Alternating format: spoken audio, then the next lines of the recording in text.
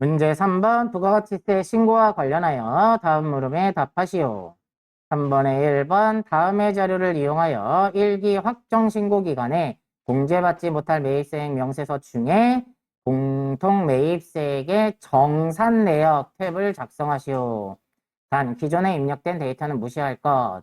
자, 우리가 예정 때는 안분 계산하고요. 확정 때 정산을 해줘야 된다고 그랬고요. 그래서 지금 1기 확정이라 정산을 할 겁니다. 자, 밑에 내용을 보시면 당사는 과세 및 면세 사업을 영위하는 겸용 사업자이고 아래 제시된 자료만 있는 것으로 가정한다. 1기 예정 신고 시 반영된 공통매입세액 불공제분은 375만 원이며 예정 신고는 적법하게 신고되었다. 1기 과세 기간에 대한 공급가액은 다음과 같으며 공통매입세액 안분 계산은 공급가액 기준으로 한다. 자, 그러면 지금 우리는 확정이니까요. 자, 공통매입세액 정산을 할 겁니다.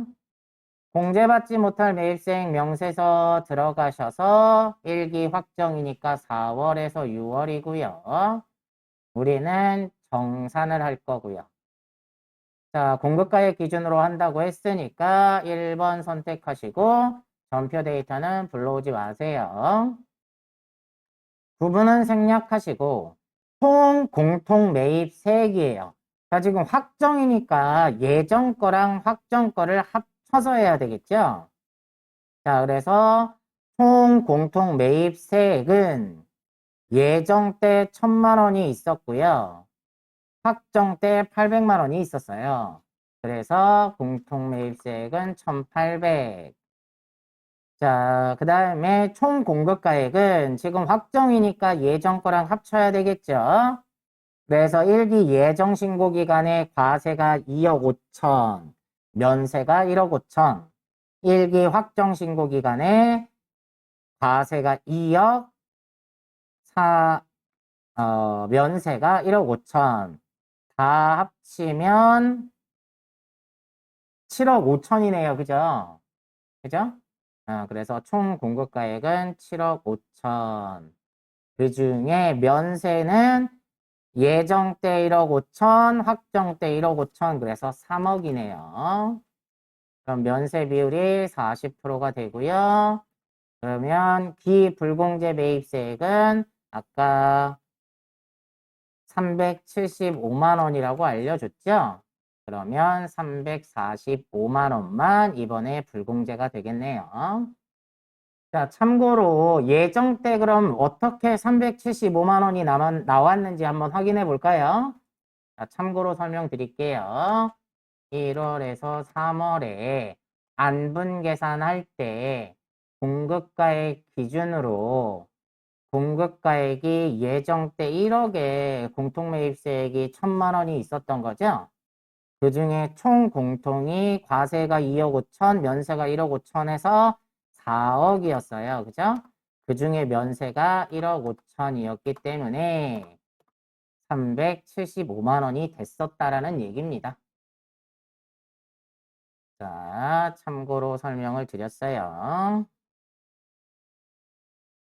혹시 궁금하신 거 있나요?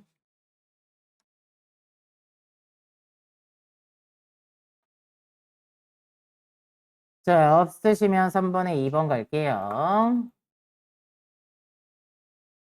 3번에 2번. 기존에 입력된 자료는 무시하고 다음 자료 10월 1일에서 12월 31일까지 거래 자료를 토대로 2020년 2기 확정 부가가치세 신고서를 직접 작성하시오. 단 세부담 최소화를 가정하고 부가가치세 신고서 이외에 과세표준 명세 등 기타 부속 서류의 작성과 전자신고 세액공제는 생략한대요. 그럼 전자신고 세액공제 10,000원 못 받겠네요. 제시된 자료 이외의 거래는 없는 것으로 가정하며 당사는 사업자 단위 사업자 총괄납부 사업자가 아니래요. 이 얘기가 나온 거 보면 판매 목적 타사업장 반출이 뭐가 있나 보네요. 자, 그럼 부가세 신고서 가셔서 날짜는 2기 확정이니까 10월에서 12월이요. 자, 매출 자료의 첫 번째 세금 계산서 발급 과세 매출액이니까 1번에다가, 그죠? 과세의 세금 계산서 발급분 5억에 5천만 원이 되고요. 반주 공급분 제외라고 했네요. 다음 현금 영수증 과세 매출액이니까 신용카드 현금 영수증에다가 1억에 1천만 원이고요.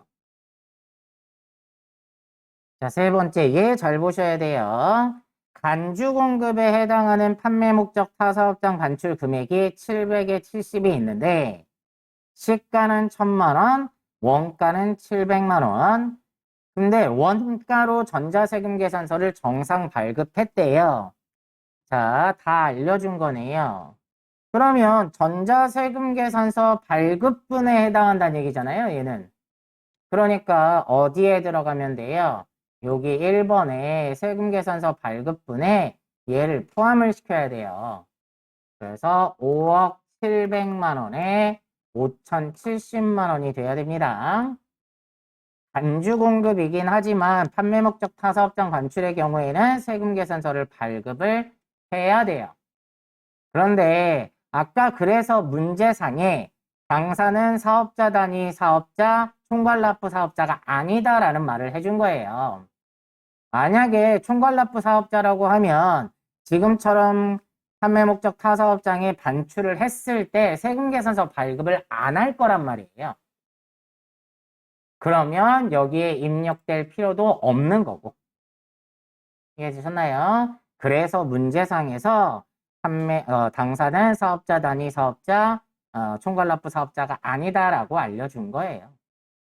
다음 수출분 매출액 중에 직접 수출이 3천만 원이 있네요. 직접 수출이면 영세의 기타에다가 3천만 원. 그 다음에 수출분 매출액 중에 세금계산서 발행분이니까 얘는 영세율 전자세금계산서, 영세율 세금계산서를 정상 발급했다고 나오죠? 그러니까 영세율의 세금계산서 발급분에다가 1,000만 원 써주셔야겠네요. 자, 매출은 여기까지 하시면 되고요. 다음 매입액 첫 번째 2000cc 5인승 소형 승용 자동차 구입액 영업 사용 목적이라고 해도 얘는 불공이죠. 자, 그러면 일단 얘는 승용 자동차니까 고정자산을 매입한 거예요. 그래서 3천만 원에 300만 원을 쓰시는데 얘는 불공이니까 공제받지 못할 매입세액에다가 다시 써줘야 돼요. 빼줘야 되니까. 다음 매입 자료의 두 번째 원재료 구입한 게 4억 9천에 4,900만 원이 있고 세금계산서 정상 수취했대요. 자, 그럼 일반 매입에다가 4억 9천에 4,900만 원. 다음 세 번째 영업사원의 영업활동의 지원을 위해 국내 항공료를 법인 카드로 결제한 금액 500에 50이 있는데 얘는 공제 못 받죠? 여객 운송에 해당하니까 공제가 안 돼요, 신용카드. 그러니까 입력하시면 안 됩니다. 그래서 여기까지 해주셔야 된다는 얘기예요. 문제 4번 다음 결산 자료를 입력하여 결산을 완료하시오. 자, 결산 들어오게 되면 자동 수동 먼저 구분하자고 했죠. 1번은 장기차입금이 내년 중에 상환일이 도래한대요. 그러면 유동성 대체하는 거니까 수동. 2번에 단기매매증권의 평가니까 얘도 수동. 3번은 유형자산 감가상각이니까 자동. 4번도 퇴직급여 충당부채니까 자동. 5번은 기말 재고자산 파악하는 거니까 얘도 자동이네요. 자, 그러면 수동 먼저 할게요. 자, 1번 일반전표에 12월 31일자 들어가셔서 자, 1번 다른은행으로부터 차입한 장기 차입금 중에 5,600만 원은 2021년 6월 30일에 상환기일이 도래한다. 내년 중에 상환기일이 도래한다라는 거니까 유동성 대체하라는 얘기죠. 자, 그러면 차변으로 장기 차입금 누구네 거, 다른 은행 거. 얼마를 5,600만 원을 내년 중에 갚아야 되니까 대변에 유동성 단기부채로 바꿔주시고 거래처는 똑같이 걸어야 되니까 98001 이렇게 해주시면 되겠네요. 다음 2번 회사가 단기간 내에 시세 차익을 목적으로 보유한 유가증권의 내역은 다음과 같다. 그러면 얘는 단기 매매 증권이란 얘기예요. 게시된 자료 이외에 다른 유가증권은 없고 단기 중에 처분은 없었다고 가정하며 당사는 일반 기업회계 기준에 근거하여 회계 처리한다. 처음에 취득할 때 1,200만 원이었는데 전년도에 12월 31일 날 공정가치가 1,300으로 올랐었대요. 그러면 이때 당시에 100만 원을 단기매매증권 평가이익으로 인식을 했겠네요. 자, 근데 얘가 매도가능증권이 아니니까 전년도에 이익이 났든 손실이 났든 기억을 안 할 거란 말이에요. 그러니까 우리는 지금 거만 해주면 돼요. 현재 그러면 장부상에 단기매매증권은 얼마너치를 가지고 있어요? 1,300만 원어치를 가지고 있는 거예요. 그런데 올해 결산일 날 공정가치를 파악해 봤더니 1,250이래요. 그럼 50만 원이 떨어진 거죠? 자, 그것만 하시면 됩니다. 그래서 대변에 단기매매증권이 50만 원 떨어졌다. 얘가 떨어진 이유는 단기매매증권을 평가했더니 손실이 났더라. 이렇게까지 해주시면 되겠죠. 자, 나머지는 자동이니까 결산자료에 입력 들어가셔서 1월에서 12월 하시고 3번 다음에 유형자산에 대한 감가상각의 내역을 결산에 반영하시오 그랬어요. 첫 번째 공구와 기구가 있는데 제조공장에서 사용하는 거요. 자, 제조공장이니까 여기 경비 중에 일반 감가상각비 중에 공구와 기구에다가 125만 원 쓰시면 되고요. 그 다음에 차량 운반구 영업부서에서 업무용으로 사용한대요. 그러면 영업부서 거는 밑으로 내려가셔서 판매비와 관리비 중에 감가상각 중에 차량 운반구죠. 여기에다가 350만 원 이렇게 쓰시면 되겠네요. 다음 4번 기말 현재 퇴직급여 추계액 및 퇴직급여 충당부채를 설정하기 전에 퇴직급여 충당부채의 잔액은 다음과 같다. 퇴직급여 충당부채는 퇴직급여 추계액의 100%를 설정한다. 자, 밑에 보시면 생산직의 퇴직급여 추계액은 4천만 원인데 그 전에 퇴직급여 충당부채 잔액이 1,500만 원이 있대요. 그러면 2,500만 원만 추가로 설정하면 되겠죠? 자, 그러면 생산직의 퇴직급여 충당부채는요. 요 위쪽에 여기 노무비 중에 퇴직급여 전입액에다가 얼마만 더 잡으면 된다고요? 2,500만 원만 추가로 설정하면 되겠죠?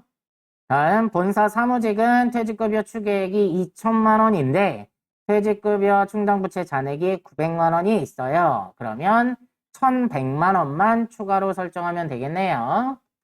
자, 본사 사무직은 밑으로 좀 내려오셔서 판매관리비 중에 퇴직급여 전입액에다가 1,100만 원만 추가 설정하면 되겠네요. 다음 5번 기말 현재 공장 및 창고에 보유 중인 재고자산은 다음과 같다. 단 선적지 인도 조건으로 매입한 원재료 500만 원은 운송 중이래요. 그러면 선적지 인도 조건이니까 배에 실어준 순간 우리 회사 거가 된 거고, 그죠? 아직 안 왔어도 배에다 실어준 순간 우리 거죠?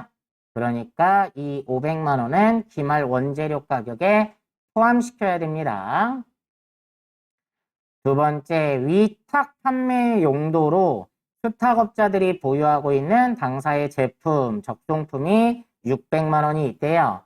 수탁자들이 보유하고 있지만 우리 회사에서 팔아달라고 맡긴 거니까 우리 회사 재고자산이죠. 그래서 이 600만 원을 기말 제품 가격에다가 포함을 시켜야 돼요. 자, 그러면 기말 원재료 창고에 있는 건 300인데 오는 중인 거 500 있다고 그랬죠? 그래서 800을 기말 원재료 재고액에다가 써주시면 됩니다. 그 다음에 기말 제공품은 다른 얘기 없었으니까 그냥 700만 원 쓰시면 되고요. 그 다음에 기말 제품은 아까 얘기했죠? 창고에는 800만 원이 있는데 수탁업자들이 보유하고 있는 제품이 600만 원 있으니까 1,400만 원을 써주셔야겠죠. 자, 여기까지 끝났으니까 전표 추가까지 해주시면 되겠네요. 자, 문제 5번. 2020년 귀속 원천징수 자료와 관련하여 다음에 물음에 답하시오 그랬네요. 5번에 1번 다음 자료를 이용하여 수원산업의 생산직 근로자인 정희석의 5월분 급여자료 입력과 원천징수 이행상황 신고서를 작성하시오. 단 전월 미환급세액은 15만 원이며 급여 지급일은 매월 말일이다 그랬네요. 자, 내용 보시면 수당 등록 및 공제 항목은 불러온 자료는 무시하고 아래 자료에 따라 입력하며 사용하는 수당 이외의 항목은 부로 체크하기로 한다. 원천징수 이행상황 신고서는 매월 작성하며 정희석 씨의 급여 내용만 반영하고 환급 신청은 하지 않기로 한다. 자, 급여 내역이 나와 있고요. 밑에 자, 식대 당 회사는 현물 식사를 별도로 제공하고 있대요. 그러면 식대는 과세되겠죠.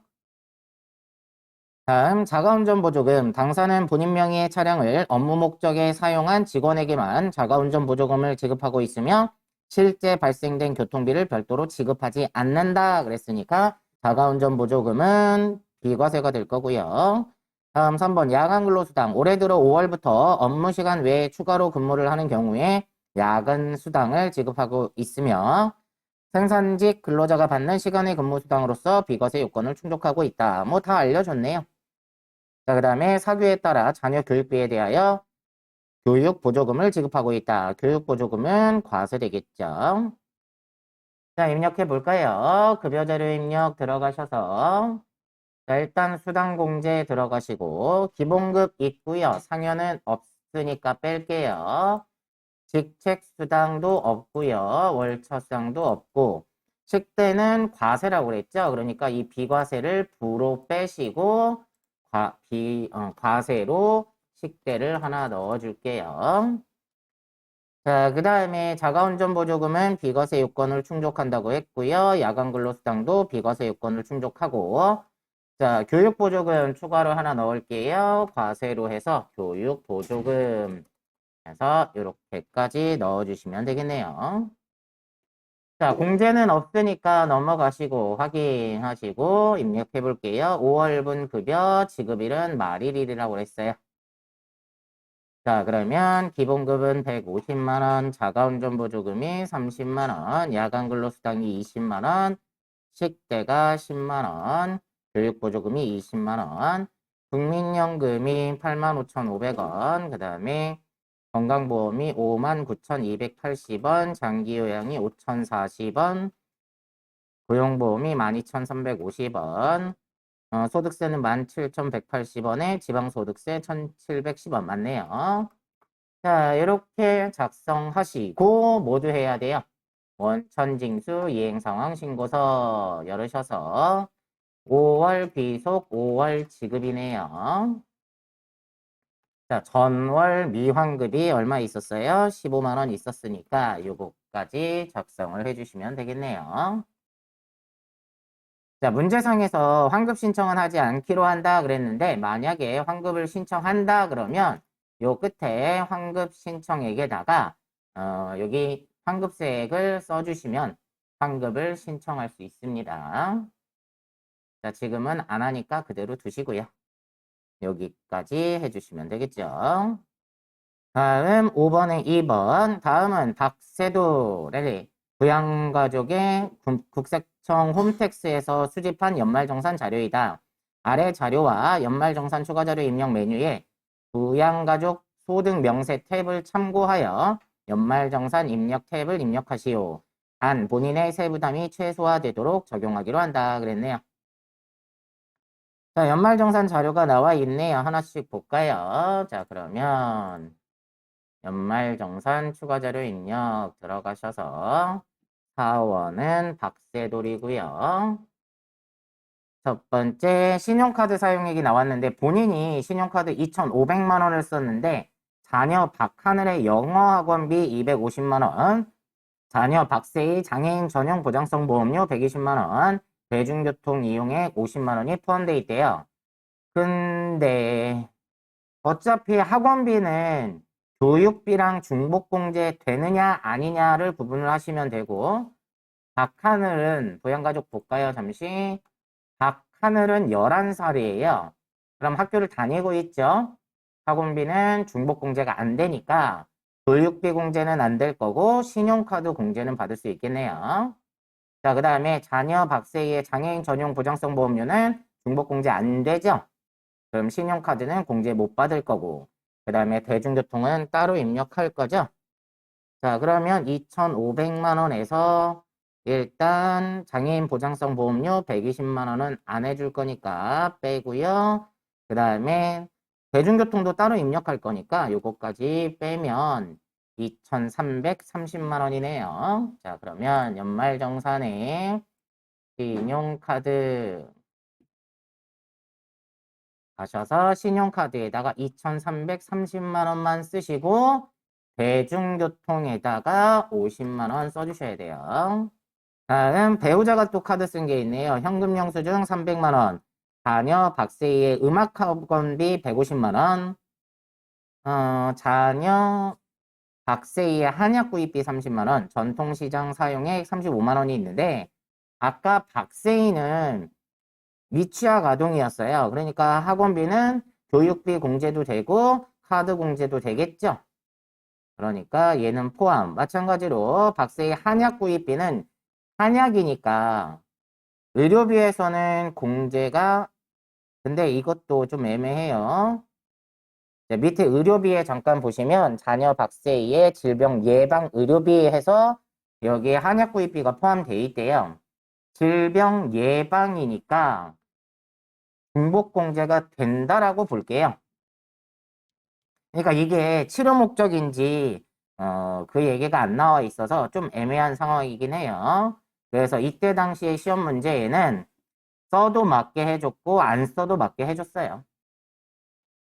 자, 그러면 어찌됐든 한약 구입비는 공제가 되는 거고요. 전통시장은 따로 뺄 거니까 총 300에서 35만 원만 빼면 되겠네요. 그럼 265만 원만 현금 영수증으로 공제가 될 거예요. 265만 원. 자, 신용카드는 여기까지 하시면 되고요. 보험료. 본인의 생명보험료는 보장성 보험에 해당하니까 해주겠죠. 보장성 보험 일반에다가 60만 원 쓰시고 자녀 박하늘의 저축성 보험료래요. 저축성 보험료는 공제 안 해주죠. 그 다음에 자녀 박세희 장애인 전용 보장성 보험료 해주겠죠? 자, 그러면 장애인에다가 120만 원 쓰시고 다음 의료비 부친의 건강 증진 목적 의약품비니까 안 해주겠죠. 건강 증진 목적은 안 해줍니다. 다음 본인의 컨택트 렌즈 구입비 시력 보정용 안경이나 컨택트 렌즈는 50만 원 한도로 공제를 해주고 있어요. 의료비 들어가셔서 본인에다가 50만 원만 쓰셔야 되고요. 그 다음에 자녀 박세희의 질병 예방 의료비 130만 원인데 현금 영수증으로 지출한 한약 구입비 얘 치료 목적 질병 예방 목적이니까 공제가 된다고 할게요. 박세희는 장애인이었고요. 여기에다가 130만 원 써주시고 다음 교육비요. 배우자 대학교 교육비, 배우자 거 대학교까지는 해주겠죠. 자, 그래서 대학생에다가 500만 원 하나 입력하시고 두 번째, 자녀 박하늘의 초등학교 수업료 320만 원인데 체험학습비 30만 원 포함이래요. 체험학습비는 30만 원 한도인데 30만 원까지 썼으니까 다 되겠죠? 자, 근데 밑에 영어 학원비는 교육비 공제는 못 해줘요. 그죠? 학교 다니는 학생의 학원비는 교육비 공제는 안 해줍니다. 그러면 초중고에다가 320만 원만 쓰시고. 자, 그 다음에 자녀 박세희 음악학원비인데 박세희는 아까 미취학 아동이었었죠? 그러니까 취학 전 아동에다가 학원비 공제해주겠죠? 150만 원. 자, 확인하시고. 자, 기부금이네요. 기부금, 대한적십자사 기부금. 자, 대한적십자사는 법정 기부금에 해당하니까 법정 당해 기부금에다가 36만 원. 요거까지 써주시면 되겠습니다.